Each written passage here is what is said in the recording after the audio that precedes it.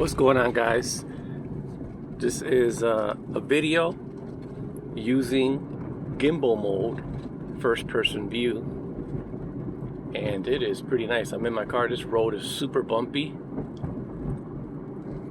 and I did clean my windows off so I can get a good video. You can see we still have some snow. We did have maybe about a foot of snow, say about a few days ago, but the roads are pretty clean.